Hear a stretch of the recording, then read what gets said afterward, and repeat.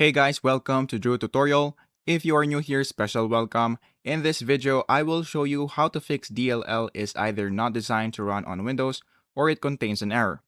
So the first thing that we are going to do right here is to make sure that we are downloading the correct DLL that is compatible into our system.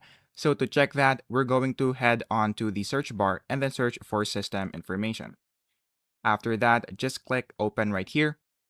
And then in this part, all you have to do is to look for the system type that you have.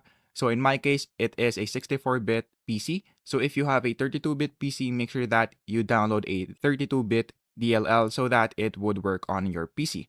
So once you clarify that, the first step that we're going to do is to head onto the search bar once again, and then search for CMD, and then make sure to run it as administrator. So once you are now here, what we are going to do next is to just type sfc /scan now, and then click on enter. After that, all you have to do is to wait for the system to finish.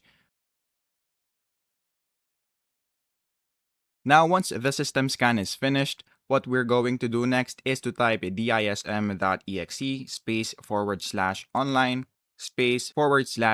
/cleanup-image / and then restore health.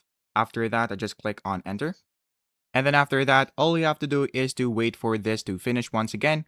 And then once it is finished, all you have to do is to restart your PC. So just go here and click the Windows icon, and then go here on the power off button, and then just restart your PC. So that is basically it.